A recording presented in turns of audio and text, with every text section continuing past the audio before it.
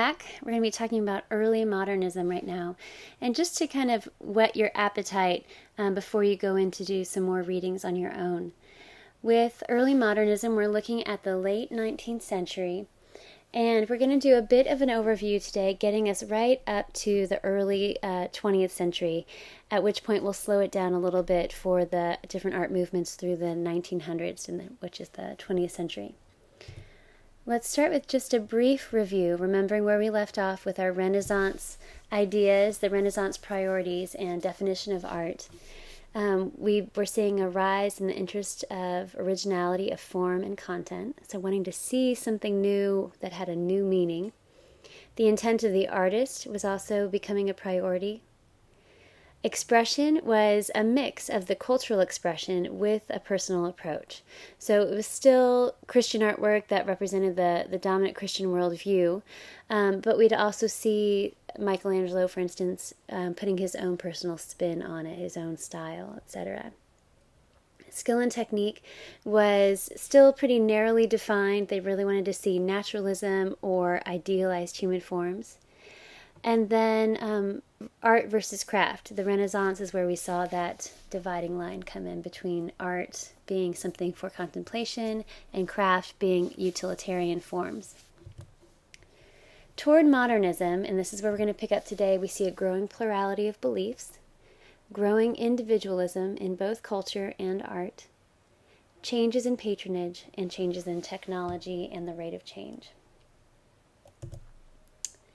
As we look over these dates for several movements that happened as a part of early modernism, it's very impressive how many different movements happen in a relatively short period of time, roughly 100 years.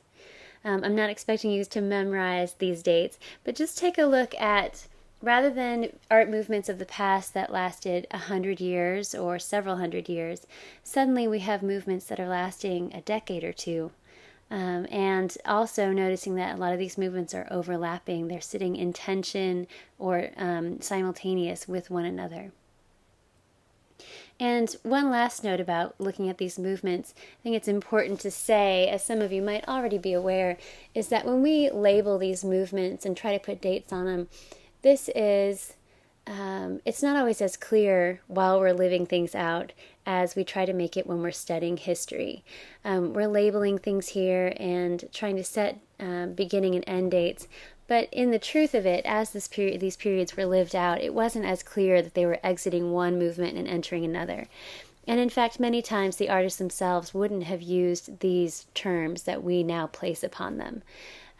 It's just kind of part of the job of history and art history here to help clarify what has happened in the past.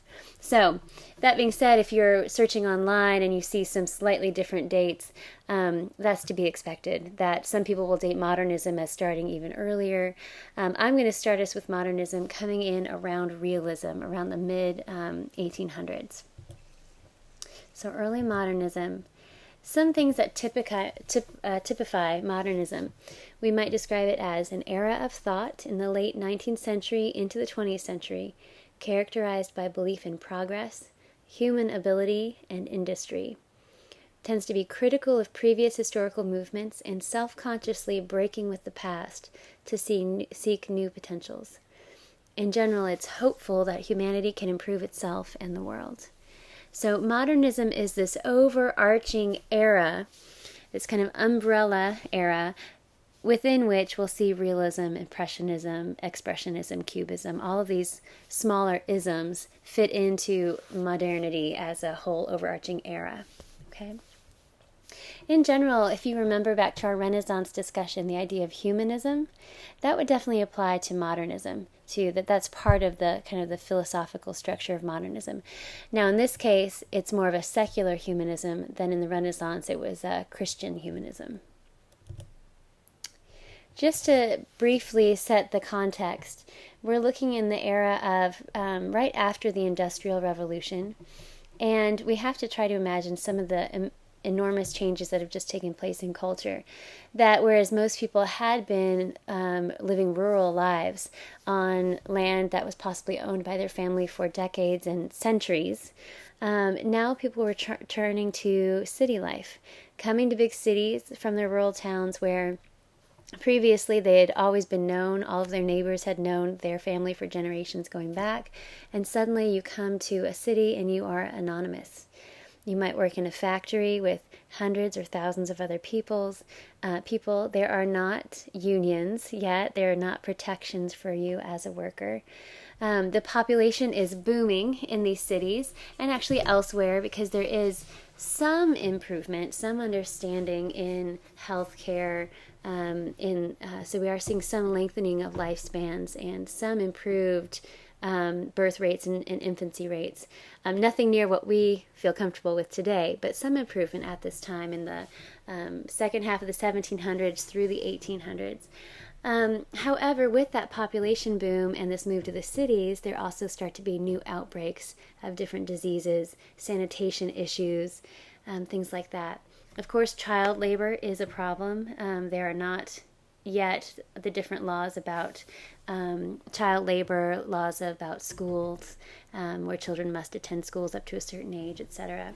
So it's a time full of potential, all these new technologies, being able to make cheaper goods, travel is much more possible, and yet there's also problems of these new phenomenon. Population growth, it's amazing to see this, including this era and now closer to our current era, that the world population is growing so quickly. So at 1750, we've got around 700 million. And then 50 years later, at 1800, a billion. By 1930, 2 billion.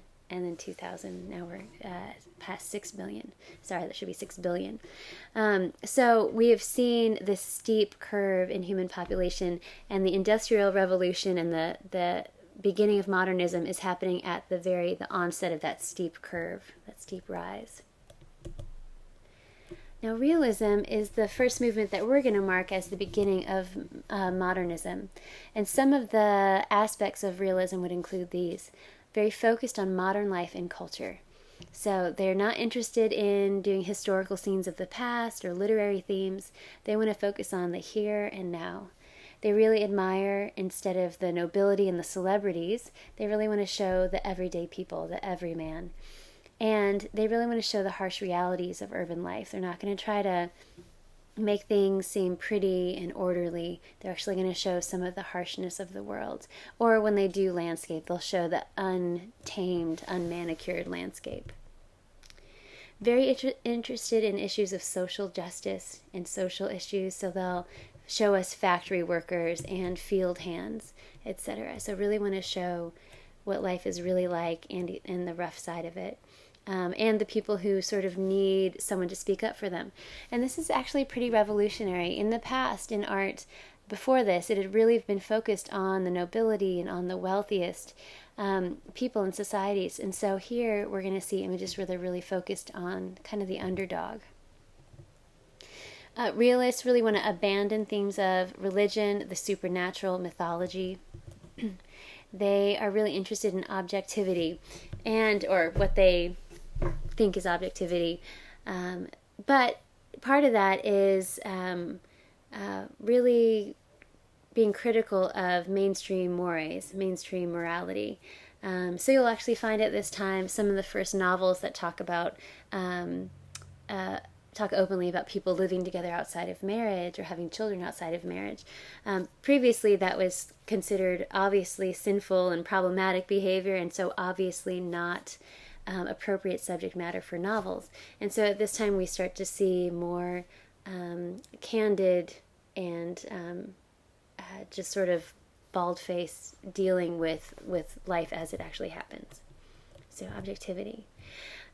Sometimes there's a statement by Courbet, one of the painters of realism, that almost becomes a motto of realism, which is, "Show me an angel and I'll paint one." And by this he means, if you can show me something supernatural, I'll be happy to paint it. But until I can see it with my eyes, I'm not interested in it. So he really wants to show us what is in front of him. Like this image here by Courbet, called The Stone Breakers from 1849. Notice how we don't even see the faces of these two people. We have no idea who they are. We wouldn't recognize them on the street. He's chosen to show us the back of one's head, and the other one's profile is obscured by his hat and the shadow of it. We're not seeing a lot of the landscape. We're not seeing like some beautiful vista. We're really pretty closely cropped in on these two figures who are about the mundane business of breaking up stone and then porting it away to be used somewhere else, right? Or to clear the path where they are. So it's not noble work. It's not heroic. They're not being shown because they're good looking or they're high members of society. Instead, he's showing us the everyday life of common people. A few additional criteria or characteristics of realism. We'd say they are definitely rejecting both neoclassicism and romanticism, right? With the classicism, they're not interested in portraying order and symmetry necessarily and making everything seem ideal and beautiful. But with romanticism, they are also not interested in the mythological and the exotic and sensual themes of romanticism. So they're really inspired by the political revolutions, the spread of democracy, definitely influenced by science and photography. And we will see among the realists actually a good variety of style. But what we can see as unifying with the different realist artists is that they're unified by content. So they're all focused on social issues, social justice, and the modern man, the real life that's going on around us. Another example would be this image by Millet, here, The Gleaners. This one has a little bit more landscape that is fairly picturesque and lovely, but in the foreground the focus is definitely on these three workers, again anonymous workers in the field, and they're leaning over, and you can just imagine how much their backs might ache after a day of leaning over in the field, picking up all the heads of wheat and crops that are left over by the machinery coming through the fields. Their job is to go back and glean the leftovers, right? So you're aware of this back-breaking work. Millet does give us a little bit of this kind of beautiful sunset, so you have the sense that there is a dignity to these workers, even though it's not the heroic and kind of celebrated work of the society. And one last example from Courbet called Burial at Ornans. And this painting, it might not look it, but it was actually somewhat of a scandal. Not for obviously being racy or violence or anything, but actually for its being a little bit boring. They said that its composition was so static, just the whole composition filled with these people, all or most of them standing, most of them dressed in black.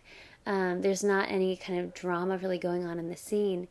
Additionally, people complain that, well, we don't know who's being buried here, so we don't know why we should care about it.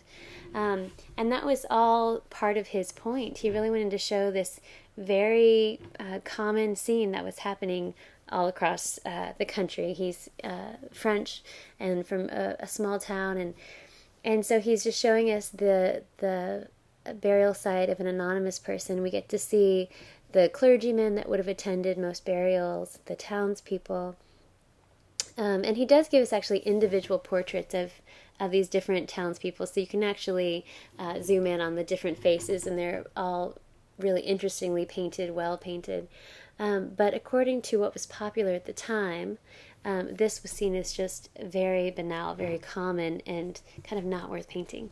It's worthwhile to say in terms of form, this painting is very large. Each of these figures is actually life-size. So not only did he paint something that wasn't considered very exciting material, but he painted it at such a scale that you couldn't just sort of walk by it. It was very, called attention to itself. In realism, they are breaking with tradition and traditional institutions. So Courbet was not allowed into the highest art institution of the time, which was called the French Academy. He kept being rejected by them, so that he actually opened up his own show. Now, this was completely unheard of at the time. In 1855, when he was rejected from the annual Salon exhibit at the French Academy, he rented a space right across from it and opened up his own show, exhibiting more than 40 of his own paintings, and actually hanging on the door a sign that said Realism. So in this one case, an artist did actually coin the phrase of his own movement. Now, he met with great ridicule. A lot of critics many critics published just grueling reviews of him in the newspapers. However, he did capture the attention of many artists and even some patrons that did find interest in his work.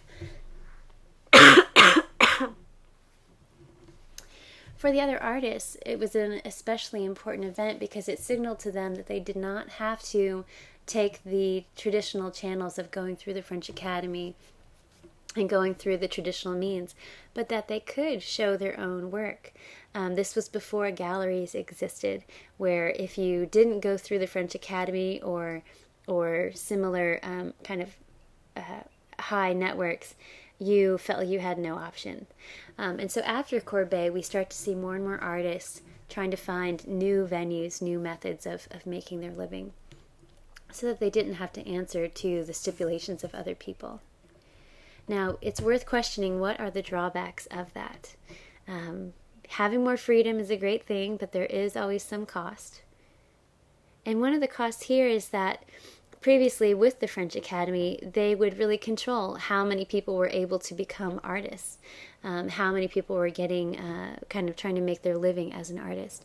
Once people start going around these institutions and becoming artists, whether or not they have this specified training or whether or not they're making the most popular, doing the most popular themes or most popular style, we start to have kind of a flood on the market. And so, such that nowadays, the joy of being an artist is that you get to make whatever you want to make, but you won't necessarily be able to find someone who will buy it, right? So a lot of freedom, but also some new difficulties to being a practicing artist, professional artist. The next several movements will follow suit with this, looking for more freedoms. The next movement we look at is Impressionism, where people like Claude Monet are plein air painting. That means they're taking their paintings and their paints actually outdoors most often, painting directly in front of their subject matter, which wasn't always the case, and trying to really capture the specific time of day, the specific weather, the specific lighting. And instead of mixing the paint on their palette, they're doing what we call optical mixing. They're painting the paint directly on there. Like in this image, you can see some very vivid reds, very cool, full-bodied blues. And yet from a distance, it all adds up to a very beautiful effect, a very specific effect. Like the realist painters, they're rejecting neoclassicism and romanticism, which are the two dominant schools of thought. It's related to realism by the interest in modern art, or modern life, But Impressionism, we can think of it as optical realism rather than a social realism. The Impressionists are not interested in social issues and social justice in terms of what they paint. Claude Monet sums it up when he speaks. He's always speaking about color choice and artistic choices. So here he says, "The only merit I have is to have painted directly from nature with the aim of conveying my impressions in front of the most fugitive effects." And then later, "I'm giving myself a hard time over it as I haven't yet managed to capture the color of this landscape. There are moments when I'm appalled at the colors I'm having to use. I'm afraid what I'm doing is just dreadful. And yet, I really am understanding it. The light is simply terrifying."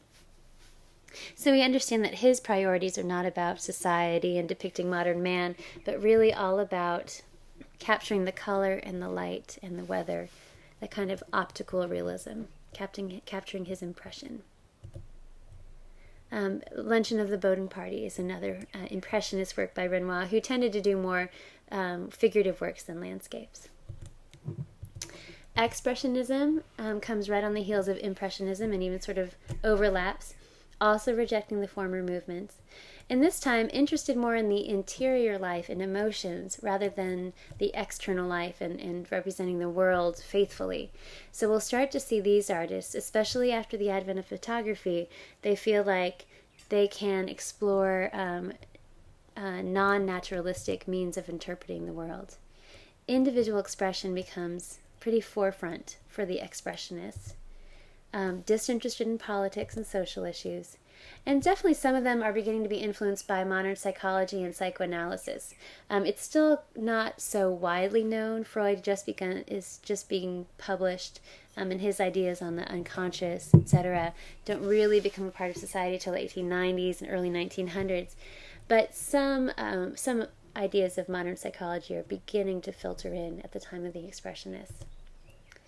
Van Gogh is typically not a technical characterized as an expressionist technically, but he definitely paves the way as an artist who values his personal expression, takes liberties with color. So when he was painting this image, The Night Cafe, he wrote to his brother Theo that he was intentionally trying to make it an uncomfortable image, that he found this night cafe to be a very kind of seedy place, an unwholesome place, and so he wanted to capture that with the colors that he was choosing.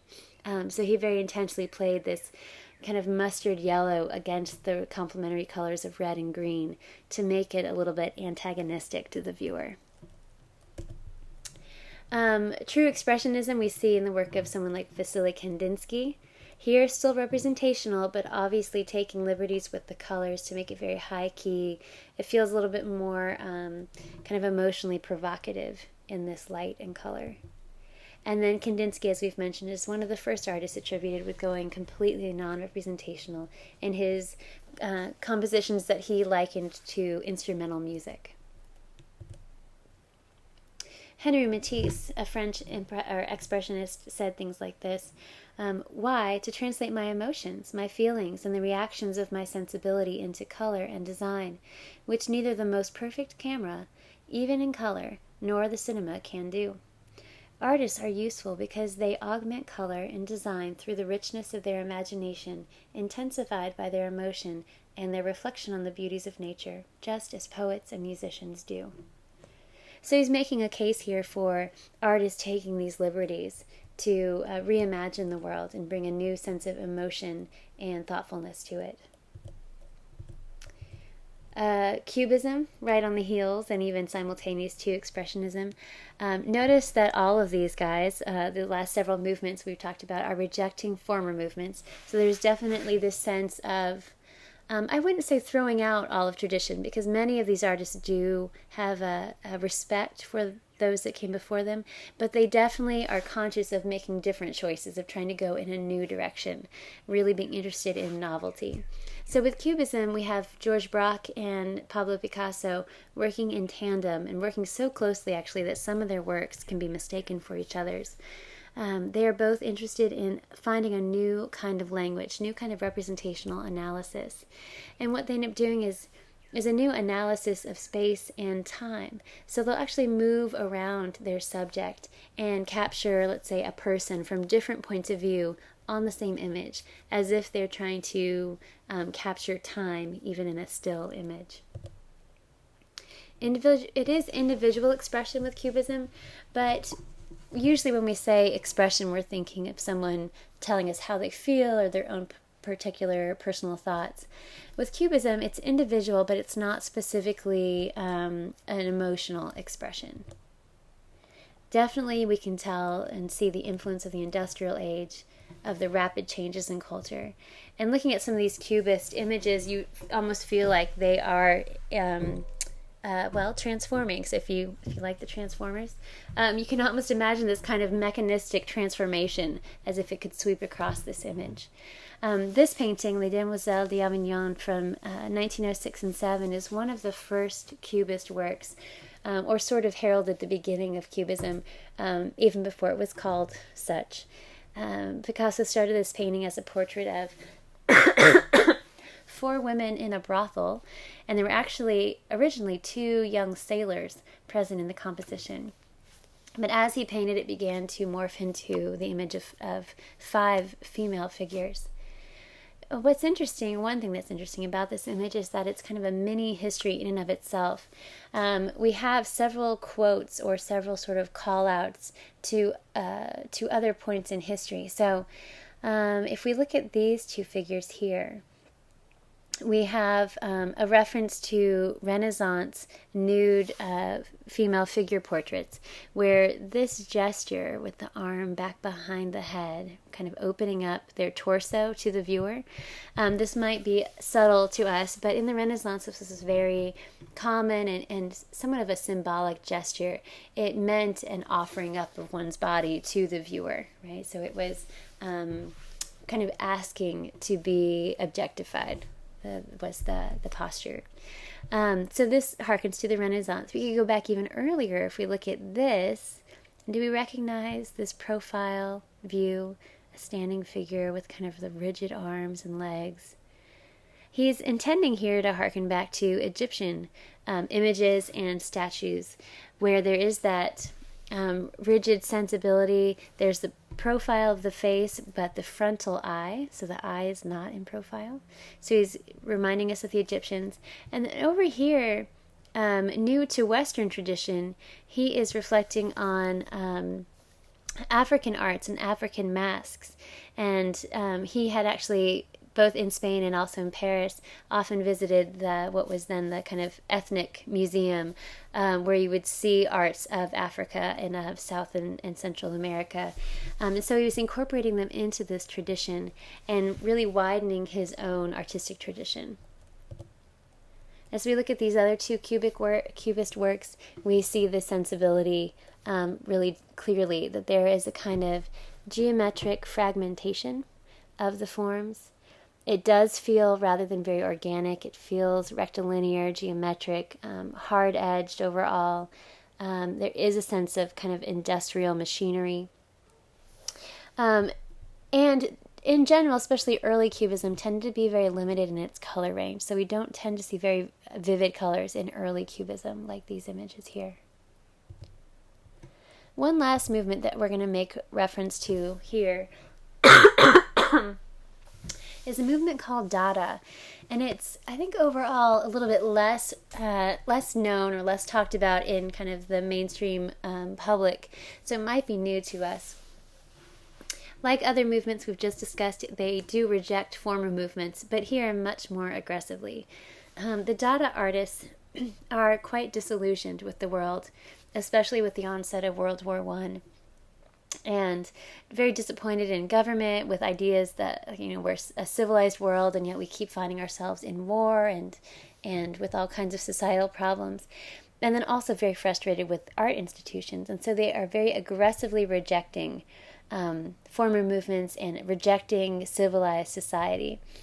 Definitely influenced by psychology and interested in these new ideas about the unconscious. Definitely interested in individual expression. And I think they're beginning to feel so frustrated with societal institutions that they start to feel like, well, you only live once. I only have my own life. I can't worry about all of society. I can only take care of myself. And so these artists begin to embrace very non-traditional means, non-traditional materials. They begin to put on different programs where they're not performing traditional music, but making what we might call now sort of noise art and very improvisational plays and improvisational sounds. They embrace disorder, embrace cacophony, embrace strange ideas of art and the world mingling. So whereas art has traditionally been seen as this lofty thing that should raise our sights to the heavens or inspire new political views, they see art in very common objects like this object in the center. We might not recognize it. It's actually a bottle rack for the days of when you had glass bottles that you would rinse out, recycle, and give back to the milkman to be delivered again with fresh milk. So this bottle rack was actually brought in and displayed as an artwork by Marcel Duchamp. And he thought of it as a ready-made, is the phrase that you'll hear time and again. A form that was in the real world, that just by bringing it into the gallery, it becomes an artwork. It becomes something new in that context. So we say recontextualized. And he is also the artist that gave us the LHOOQ. And then here is Hugo Ball, a Dada artist who did a lot of performances. They definitely embraced the absurd, the accidental, the happenstance, embraced audience participation, and thought of themselves as an anti-art movement. Here's a common phrase from the manifesto of the Dada movement from 1920. No more painters, no more scribblers, no more musicians, no more sculptors, no more religions, no more royalists, radicals, imperialists, no more anarchists, socialists, communists, proletariat, no more Democrats, no more Republicans, bourgeois, aristocrats, no more arms or police or nations, an end at last to all the stupidity. Nothing left, nothing at all, nothing, nothing. And then down below, it's not Dada that is nonsense, but the essence of our age that is nonsense. Now, it is in some ways surprising, perhaps, that we are still talking about Dada. It was a fairly short movement and obviously very nihilistic. Because of their non-traditional materials that they were using, a lot of the works did not really survive long. However, it ended up being, in hindsight, we can see it was such a pivotal moment in the course of art, largely because of people like Marcel Duchamp, who also created this ready-made on the right of a urinal, which he brought into a gallery and displayed it under the title The Fountain. It is, in one sense, very juvenile and kind of this sense of humor that's meant to be transgressive and meant to be a little bit offensive or scandalous. And yet it also signified this shift where artists realized, well, why do we need to paint an object when we can just bring in the actual object? And isn't what an artist does, isn't it more important that we bring new ideas to society than that we amaze society with our skill and technique? Isn't that really just kind of vanity? Isn't the more important job that of changing the ideas in society? So that new concept of what art could be really comes out of Dada. Found objects, assemblage, installation, collage, supremacy of concept or content, as I was just saying, and then playful, sarcastic, and ironic art had not really been done or been looked well upon before. And so these are among the lasting contributions of the Dada movement to modernism. Pause for just a moment on your own and reflect, given all the variety that we've seen in the arts of this period, tie it back into culture, tie it back into the overall outlook, and consider which core issues are being prioritized in this new modern idea of art. Some of the overarching aspects of this progression, we see that fast pace of change in the fine arts, matching the fast changes in society. Many of these artists have desired to depict contemporary life or interior life, but reject historical works, literary themes, biblical themes, mythological themes. They really value the new and the novel, independence from the past. They don't want to just follow rules from the Renaissance anymore. Moving away from the realistic and toward abstraction, and also toward non-representational images. And so with that, whether we like that or not, again, remember, we're just trying to understand it, and we can decide if we like it after. But just trying to understand it, we see that there is a valuing of personal interpretation, both the artist's interpretation and also the viewer's, because there's many more different art interpretations that viewers can make from this work now too. Absolutes being replaced by skepticism and plurality, the influence of other cultures and of psychology. And in terms of technology, with the invention of the camera, there's this sense that we should just let the camera give us the realistic, and now we visual artists can do other things, can be more expressive and explorative. Concept of art, progressively more influence on, or more emphasis on, the artist's intent, personal expression, originality of form and content. Skill, the definition is widening, and it's also becoming subordinate to expression. I wouldn't say skill ever becomes unimportant, but it does become kind of second to what is being expressed or the concept that's being expressed. And an important change in the authority of the art world was that the traditional institutions of art are losing their monopoly, and artists begin striking out in new directions. So go online to get your online assignment, and I'll meet you back here for the next one.